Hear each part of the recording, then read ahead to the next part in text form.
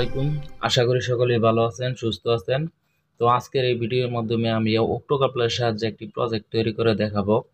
যে প্রজেক্টের মাধ্যমে আপনারা একটি অক্টোকাপলারের সুইচিং এর মাধ্যমে আপনাদের বাসা বাড়ি যত লোড আছে সব কিছুকে নিয়ন্ত্রণ করতে পারবেন।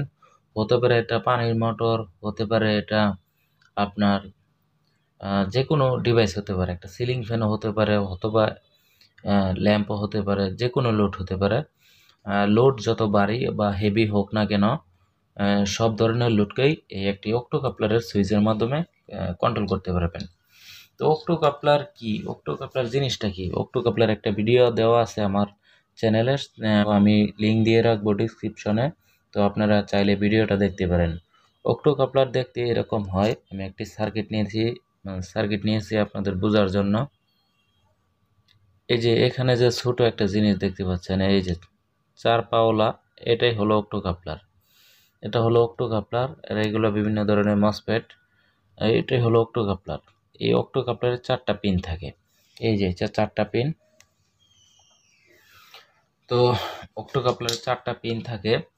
অক্টোকাপলারের চারটা পিন কিভাবে কাজ করে দেখেন। এই অক্টোকাপলার দিয়ে কিভাবে আমরা প্রজেক্টটা তৈরি করেছি।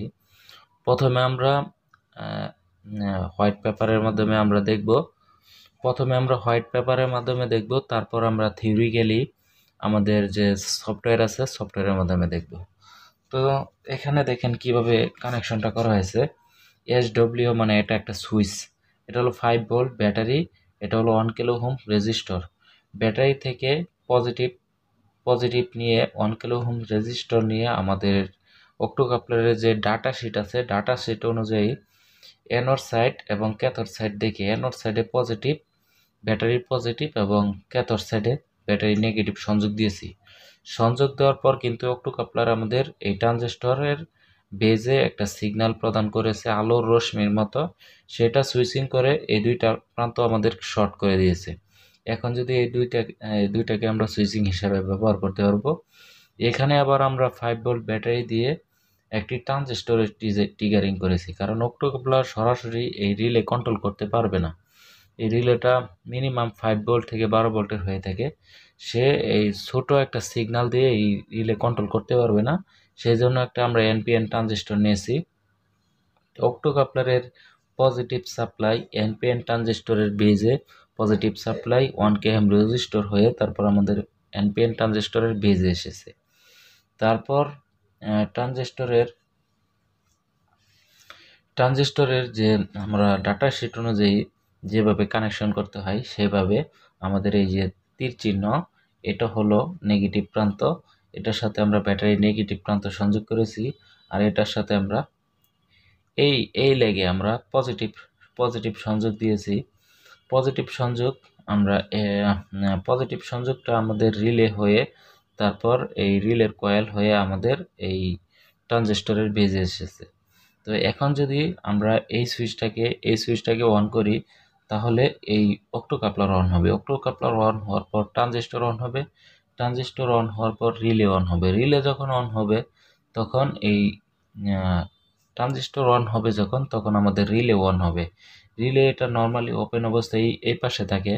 যখন এই সুইচিংটা করা হবে তখন এই সুইচটা এই নর্মালি ক্লোজ যে প্রান্তটা আছে ওপেন সার্কিট থেকে ক্লোজ প্রান্তে চলে আসবে। এটা ক্লোজ হয়ে যাবে। ক্লোজ হয়ে যাওয়ার পর এখানে আমরা এসি 220 ভোল্টের যত ধরনের লোড আছে এখানে আমরা ব্যবহার করতে পারবো। আমরা এই রিলের আউটপুটে আমরা যে কোনো ধরনের লোডকে কন্ট্রোল করতে আমাদের এখানে ম্যাগনেটিক কন্ডাক্টরের প্রয়োজন হবে।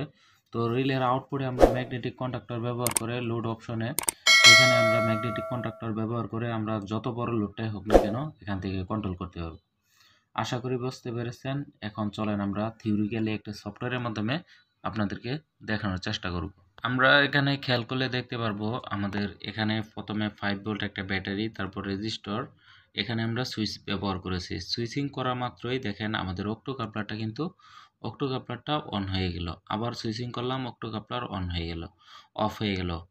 এখন অক্টোকাপলার অন হওয়ার সাথে সাথে দেখেন এখানে বোঝার স্বার্থে আমরা একটা এলইডি ব্যবহার করেছি। এলইডিটাও কিন্তু জ্বলছে। আমরা আবার যখন এই সুইচটাকে অফ করে দিচ্ছি এলইডিটা অফ হয়ে যাচ্ছে, প্লাস ট্রানজিস্টরের সুইচিং অফ হয়ে যাচ্ছে। এখান থেকে এই এই সংযোগটা বিচ্ছিন্ন করে দিলে আপনারা আরও খুব ক্লিয়ারলি বুঝতে পারবেন। দেখেন আমাদের আউটপুটে কোনো রকম কিন্তু সিগন্যাল নেই। এখন যদি আমরা এই এই ট্রানজিস্টর অক্টোকাপলারের আউটপুটটা ট্রানজিস্টরের বেজের সাথে কানেক্ট করে দিয়ে দেখেন আমাদের লোডটা কিন্তু আবার অন হয়ে গেছে। আপনারা আবার খেয়াল করলে বুঝতে পারবেন এখানে যখন আমরা সুইচটা অফ করলাম অক্টোকাপলার সুইচিং বন্ধ হয়ে গেল প্লাস ট্রানজিস্টরের সুইচিং বন্ধ হয়ে গেল। এখানে বোঝার জন্য দুইটা এলইডি ইন্ডিকেটর নিয়েছি, এলইডিটাও জ্বলছে সুইচিং করার সাথে সাথে। আবার সুইচিং করলাম, দেখেন রিলের কন্ট্যাক্টটা যে পরিবর্তন হচ্ছে সেটা আপনাদের বোঝার জন্য একটু জুম করে দেখাচ্ছি। এই সুইচিং করলাম, আমাদের সব কিছু কিন্তু অফ হয়ে গেছে। আবার সুইচিং করলাম, আমাদের রিলের কন্ট্যাক্ট দেখেন কিভাবে চেঞ্জ হয়। আমরা কিন্তু এখানে এসি 220 ভোল্ট ইনপুট করেছি। আমরা যখন সুইচটিকে অন করছি তখন আমাদের রিলেটা অন হচ্ছে, রিলেটা অন হয়ে এসি 220 ভোল্টের লোডটা কিন্তু খুব সহজেই এখান থেকে অন অফ করতে পারতেছি। যদি আমরা সরাসরি এই ট্রানজিস্টর থেকে ব্যবহার করতে পারতাম, তো অক্টোকাপলার ব্যবহার না করলে কি হতো? অক্টোকাপলার ব্যবহার করার সুবিধা এটাই, অক্টোকাপলার ব্যবহার করার কারণে এখানে হাই সেফটি হয়ে গেছে। যেহেতু আমরা এটা প্রসেসর বা কোনো মাইক্রো কন্ট্রোলার থেকে অন অফ করব 5 ভোল্টের সিগন্যাল নিয়ে, সেহেতু অক্টোকাপলার ব্যবহার করা অত্যন্ত জরুরি। কারণ আমাদের আউটপুটে যে কোনো কারণে শর্ট সার্কিট হয়ে ট্রানজিস্টর আমাদের অক্টোকাপলারের আউটপুট নষ্ট হয়ে যেতে পারে। যেহেতু এটা অক্টোকাপলারটা আলোর রশ্মির মাধ্যমে সিগন্যাল নিয়ে কাজ করে, সেহেতু অক্টোকাপলারের ইনপুট সাইড কখনো নষ্ট হবে না। তাতে কি হবে, আমাদের মাইক্রো কন্ট্রোলার দামি দামি যত ডিভাইস আছে সেগুলা আমাদের সেফটি থাকবে। এই কারণে মূলত অক্টোকাপলারের সাহায্যে ট্রানজিস্টরকে সুইচিং করে রিলের মাধ্যমে আমাদের তারপর ম্যাগনেটিক কন্ডাক্টরের মাধ্যমে এত কিছু করে আমাদের সুইচিংটা করতে হয়েছে। আমরা সরাসরি চাইলে ট্রানজিস্টর বা রিলের মাধ্যমে কন্ট্রোল করতে পারতাম, সেই ক্ষেত্রে আমাদের সার্কিটটার কিন্তু যথাযথ সেফটি হতো না। সেই কারণে মূলত আমাদের এইখানে অক্টোকাপলারের ব্যবহার করা হয়েছে। আশা করি বুঝতে পেরেছেন। আজকের ভিডিওটি এই পর্যন্তই। সকলে ভালো থাকবেন, সুস্থ থাকবেন। ধন্যবাদ।